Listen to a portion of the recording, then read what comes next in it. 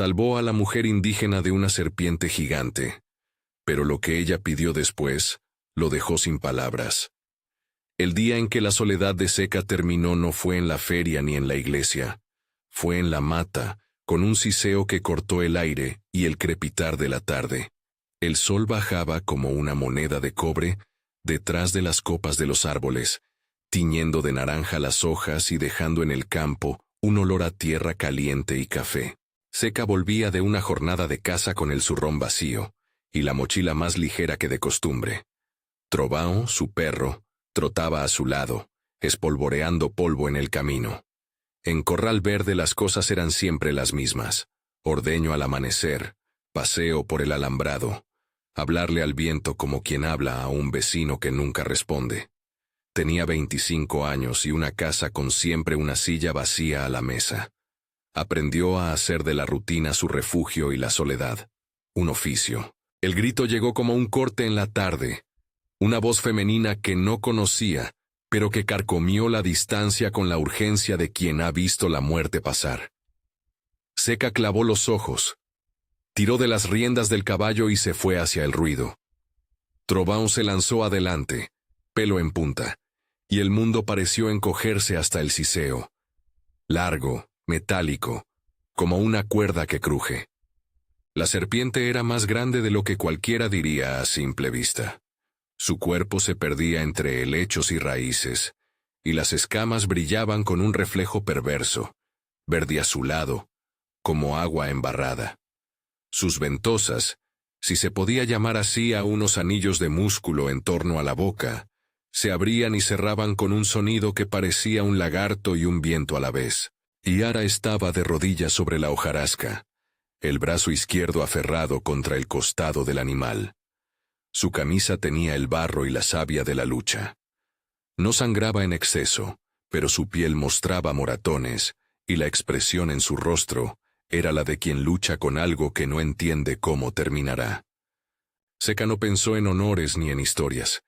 Su cuerpo respondió antes que su mente. Montó a caballo con una habilidad de quien pasa la vida entre bestias, alzó su rifle y apretó el gatillo. El disparo no fue para matar, fue para quebrar el hilo del peligro, para obligar al reptil a mirar hacia arriba. La bala silbó y clavó una nube de polvo en el tronco donde la serpiente buscaba refugio. Ella se enroscó con rapidez y, con un siseo agónico, se retiró entre los matorrales, arrastrándose como un río oscuro. No huyó del todo.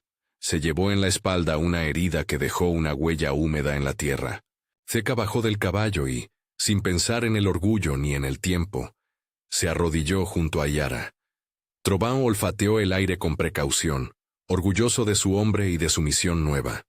Seca desenrolló su pañuelo, lo apretó en torno al brazo de Yara, y con manos firmes que conocían el vendaje de animales más que el de personas, la sostuvo. Yara no gimió. Respiró como quien sabe que la tierra es dura, y que la curación, a veces, es más voluntad que medicina. «Gracias», dijo ella, más baja que un suspiro, con la voz rasgada por el esfuerzo. No tenía con quién pelear ese día. Él la miró. Sus ojos eran dos pozos de calma y fuego. Había en ella una dignidad que no permitía suplicar. Seca, que no era dado a palabras, simplemente contestó: «Te llevo a mi veranda. Allí estarás a salvo». La veranda de Corral Verde era un refugio de tablones y olor a madera vieja, con una lamparina que siempre parecía dispuesta a escuchar. Seca la ayudó a subir, acomodó su brazo con cuidado, arrancó del cajón un poco de tela limpia y le dejó hierbas aplastadas junto a la herida. Yara, con esa mezcla de fuerza y reserva que la definía, tocó la tela y dejó que Seca trabajara. Mientras el día se cerraba, los grillos comenzaron su sinfonía, y la noche vino con una claridad de luna sucia que recortaba las sombras. No pasaron ni 5 minutos cuando Yara habló de nuevo, y lo que dijo en aquella veranda transformó todo. «En mi pueblo», murmuró, «hay una ley. Cuando alguien salva una vida, esa persona adquiere una deuda de vida. Es una palabra que pesa y protege. No es una cadena seca. Es responsabilidad y compañía. Quien salva, cuida. El nombre de su pueblo, Tecoa, sonó con respeto en la voz de Seca, aunque hasta entonces no lo conocía más que por historias que los vecinos contaban en la feria. Yara no habló con superioridad. Habló con la certeza de quien lleva en la sangre costumbres que no piden permiso para regir el corazón. ¿Qué pide tu ley entonces?, preguntó Seca, con la boca seca y la mente que trazaba caminos que hasta ese momento no había imaginado. «Que me cuides hasta que paguemos la deuda», contestó ella sin vacilar. «Un mes. Trabajaré y ayudaré. Te enseñaré lo que sé sobre las plantas, las señales de la mata y cómo detectar a las serpientes antes de que nos sorprendan. No quiero más que un lugar para sanar. Si después de ese tiempo tú decides que no quieres mi compañía, me iré con la bendición de mi gente y sin rencor». La frase cayó como una lluvia que lava. No había imposición, ni oro, solo una propuesta de reciprocidad. Seca, criado entre vallas y contadas palabras, sintió en su pecho un temblor nuevo, la responsabilidad, la posibilidad de compañía. No era un héroe buscado por el mundo, sino un hombre que había respondido a un grito, y ahora debía responder a una tradición. Permanecieron en silencio un rato, con Trovão dormitando enroscado al pie de la silla. La noche avanzó, y la lamparina proyectó sombras que jugaron en las tablas. Finalmente, Seca asintió. «Un mes», dijo. «Vendrás a Corral Verde y ayudarás. Pero antes, necesito que sepas algo. Aquí no se engaña a nadie. Si algo no va bien, lo decimos. No quiero favores que se conviertan en obligaciones. ¿Lo entiendes?» Yara le sonrió, con una pequeña tensión al borde de la boca que era su manera de aceptar un mundo nuevo. «Lo entiendo, y te prometo que mi trabajo será honesto. No vengo a hacer carga. Si quieres escuchar cómo acaba esta historia, quédate hasta el final». El primer día de convivencia fue torpe y cálido. Yara, con el brazo vendado, aprendió la cadencia del ordeño. Seca, que parecía tener un manual interno para el trato con las vacas, le enseñó dónde colocar las manos para que la leche fluyera sin sobresaltos. Yara, a cambio, le mostró cómo reconocer la romaza que servía para calmar la fiebre y cómo aplicar cataplasmas de hojas que olían a bosque. Hicieron el beijú por la mañana. Yara presionó la masa de mandioca en la llanura y la coció sobre una chapa caliente, llenando la cocina con un aroma blando y terroso que Seca recordaría como la primera comida que supo ahogar. Había humor en la casa. Seca tropieza con la canasta de higos. Yara se ríe y su risa suena limpia, como un canto que siempre estuvo oculto en la garganta de alguien que vivía entre árboles. Trovão adoptó a Yara con curiosidad hedonista. Olfateó las manos que le ofrecieron restos y la miró como si entendiera que ahora había dos corazones en la casa.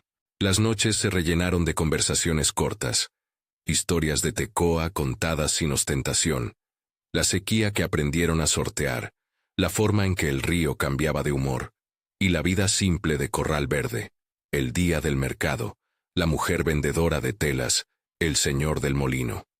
La comunidad miró la llegada de Yara con la cautela propia de los pueblos que han visto pasar demasiadas historias. Algunos vecinos intercambiaron miradas, otros se animaron a llevarle ropa seca o a regalarle hierbas que usaban en sus casas. Arão, el cacique de Tecoa y padre de Yara, mandó un mensajero al tercer día para ver que su hija estuviera bien. Seca fue a encontrarlo en el borde de la selva, y Arão se sentó con la misma solidez con la que se sientan las raíces antiguas. No habló en tonos ni exigió. Solo miró a Seca con esos ojos que son de quien ha llevado sobre sí la responsabilidad de una comunidad. «Ella vino por su propia voluntad», dijo Arão. «La ley es ley, pero también es respeto. Si la cuidas, la dejas ser. Si no la respetas, la ley te mirará a ti también». Seca entendió el peso de aquellas palabras. Había honor en la mirada del cacique, y más que una exigencia, era un pacto humano. Regresó a la fazenda con la sensación de que su vida ya no le pertenecía solo a él. Se dormía con la lamparina apagada y un pensamiento suave que le rozaba la frente. Mirará por Yara. Los días siguieron con la dulzura de un aprendizaje compartido, y Ara le enseñó a observar la naturaleza para leer el ánimo de las serpientes, el olor del suelo, las huellas en forma de S, la manera en que se movían las hojas cuando una de ellas se deslizaba por debajo. Seca le enseñó a Yara a caminar entre cercas sin asustar a las vacas y a reconocer qué semillas eran mejores para el ordeño. Juntos, repararon la cerca que el invierno había dejado floja. Yara subió al tejado y Seca le pasó las tablas con manos nuevas, como quien tiende un puente invisible entre dos mundos. Sus manos, al rozarse, enviaban pequeñas señales que ninguno nombraba todavía. Hubo tensiones también. Yara, acostumbrada a decisiones colectivas de la aldea, a veces se veía chocando con la soledad de Seca. Él, acostumbrado a tomar sus decisiones en voz baja y sin testigos, no comprendía a veces la necesidad de consultar. Aprendieron a dialogar. Cuando surgía un desacuerdo, se sentaban en la puerta y hablaban hasta que el sol se inclinaba.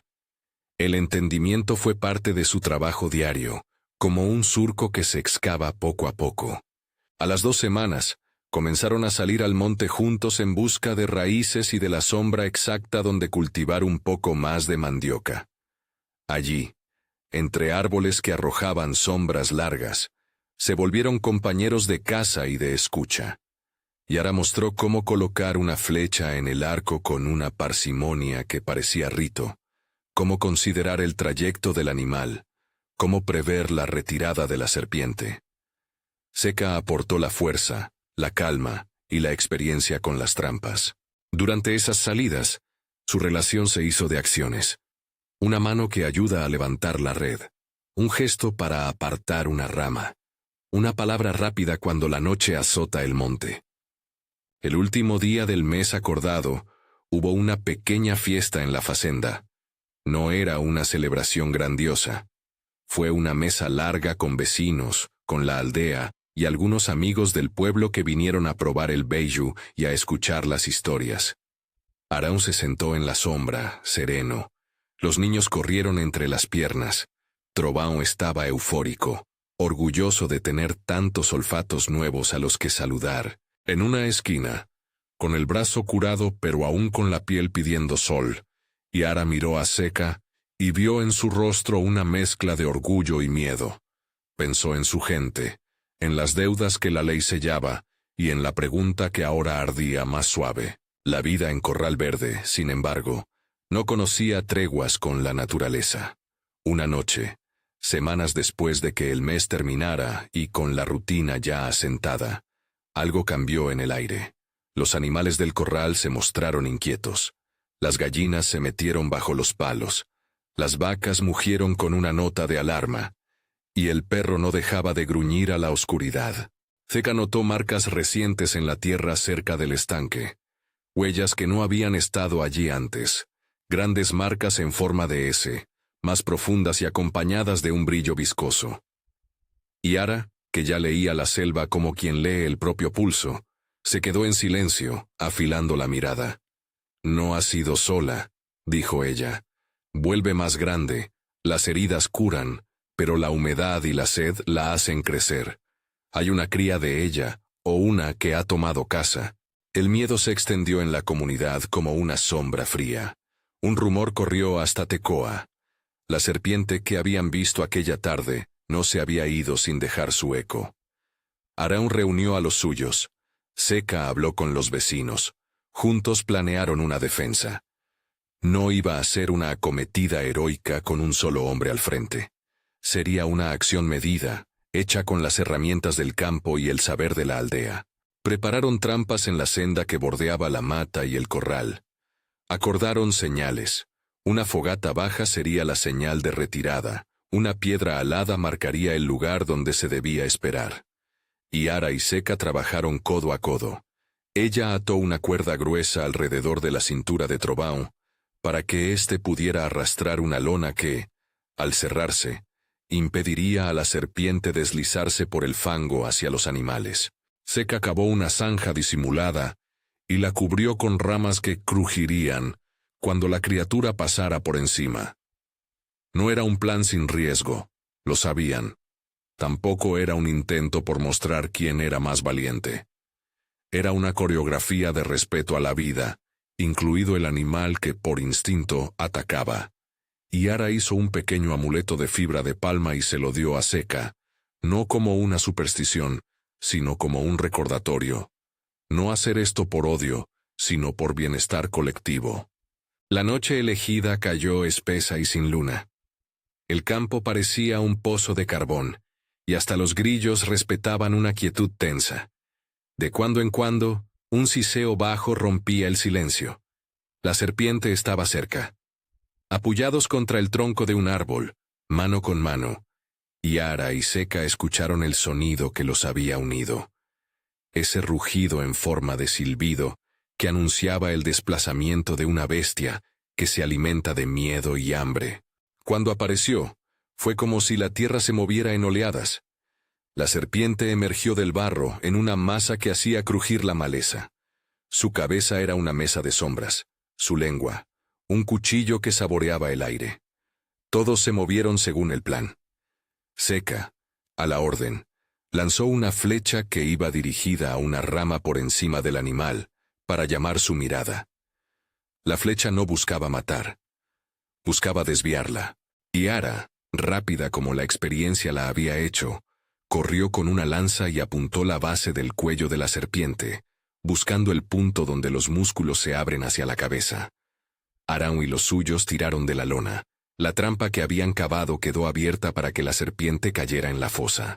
El choque fue una sucesión de movimientos precisos. Si hubo espanto, lo ocultaron con disciplina. La serpiente luchó con la fuerza que da la desesperación, girando sobre sí misma, golpeando las paredes de la fosa. No es fácil quitarle la vida a un animal que no entiende de pactos humanos. Seca y Yara, hombro con hombro, clavaron la lanza en el momento en que la criatura intentaba volver a subir. La herida fue profunda pero contenida, una acción para frenar la agonía y evitar que volviera a hacer daño. Cuando la bestia dejó de moverse, hubo un silencio absoluto que pesó tanto como la batalla misma.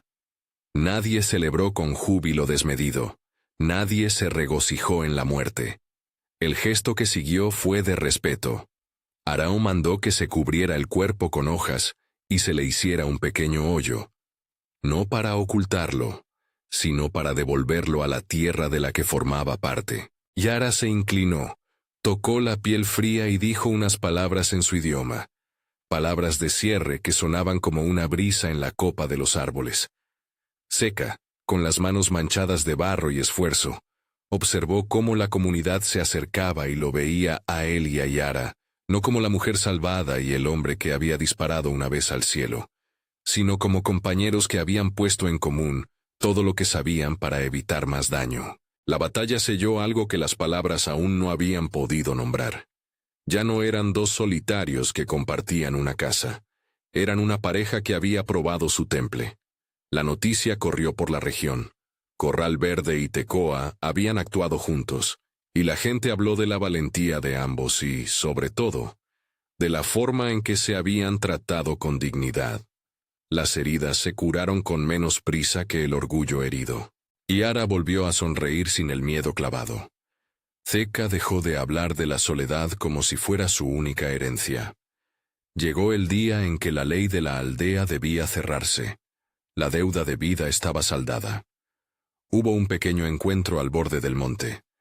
Araun habló con voz baja y firme, no para imponer sino para afirmar que la continuidad de una tradición podía convivir con una decisión personal.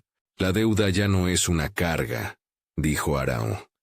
Es un puente. Si ella pide quedarse es porque su corazón eligió. No es un peso que se queda atado a tu puerta, es un lazo que se ofrece. Yara miró a Seca con la claridad de quien ha visto que su futuro puede tomar dos caminos. La brisa movía su cabello, enmarañado por las horas de trabajo. Sin prisa y sin teatralidad, ella habló. Quiero quedarme. No porque me sienta obligada, sino porque aquí he encontrado algo que no sabía que buscaba. No solo la casa, hizo una pausa, buscando sus palabras. He encontrado labores compartidas, manos que me sostienen, y una tierra que escucha. Quiero quedarme como esposa. La petición cayó como una palabra que encendía. Seca se quedó, sin palabras, por primera vez en la vida, no por timidez, sino por la enormidad de recibir un regalo que no esperaba, y por la responsabilidad que venía con ello. Tuvo que mirar el suelo, y después al cielo. Aquí se debían decisiones que pesaban más que un rastro de pólvora. Implicaban la vida de una mujer, la mirada de un pueblo y el latido de un perro fiel. ¿Estás segura?, preguntó al fin.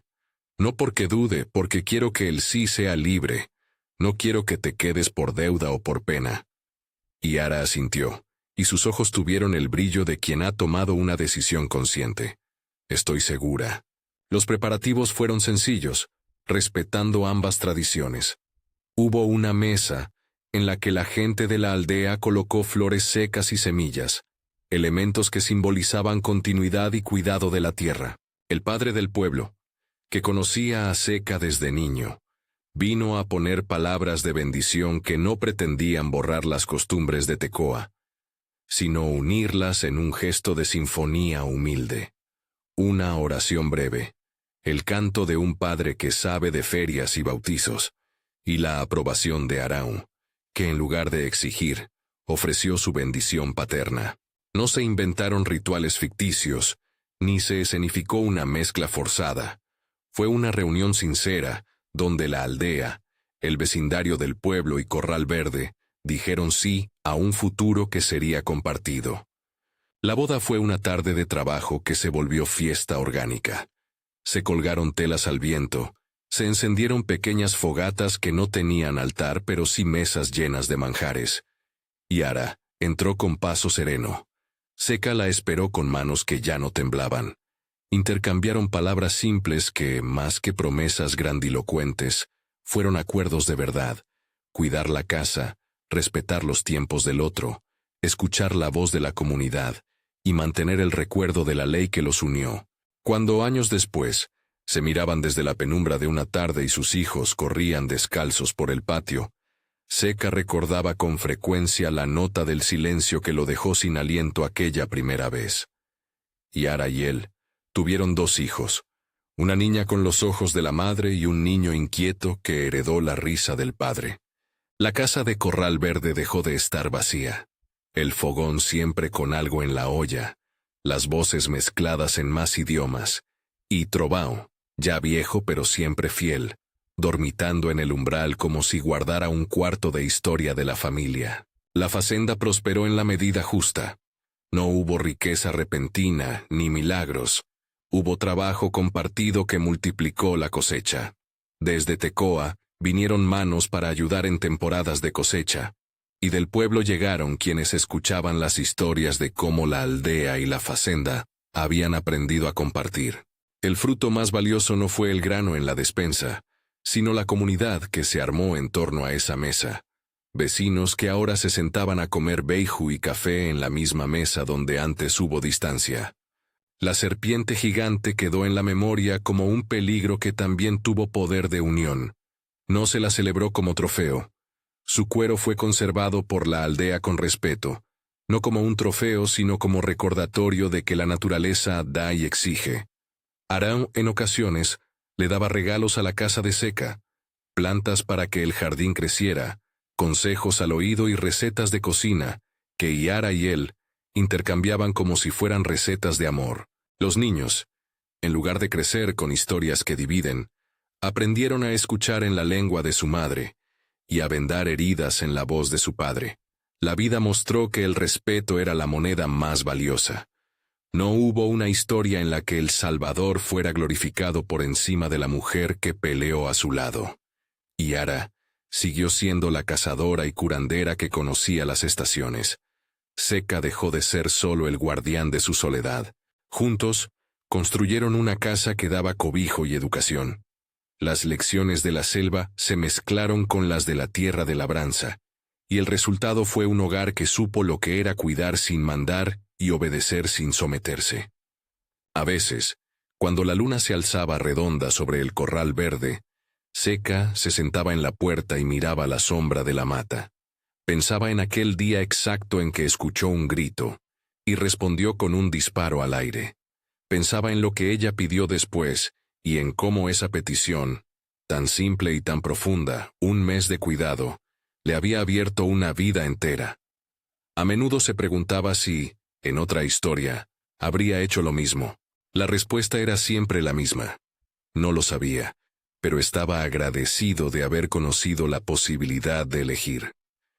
Y Ara, de vez en cuando, colocaba sus manos en la mejilla de Seca y le recordaba, sin dramatismo, que la deuda había sido más que pagada. Él le regalaba a ella las mañanas de café recién molido y las tardes para recolectar flores. Sus hijos crecieron con esa ternura que se aprende más por el ejemplo que por el discurso.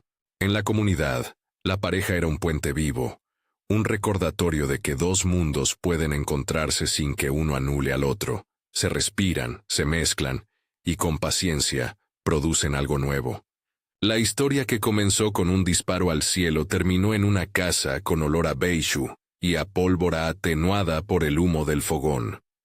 Seca aprendió que la valentía no siempre se mide en actos grandilocuentes, sino en la firmeza de aceptar un pedido que te deja sin palabras, en la decisión de compartir la vida y las cosechas. Y Ara descubrió que quedarse no era someterse, sino elegir raíces nuevas, miradas nuevas, y la posibilidad de que su saber ayudara a crecer otra tierra. En las tardes de calma, la gente del pueblo contaba la historia no como el relato de un héroe solitario, sino como la de un encuentro, una mujer que volvió para curar y un hombre que respondió a un grito. Si alguien preguntaba qué fue lo que hizo que ese quedarse fuera tan definitivo, ambos respondían de la misma manera, con una sonrisa que no necesitaba traducción, porque aprendimos a cuidarnos. Si te conmovió esta historia, comparte y suscríbete para más relatos.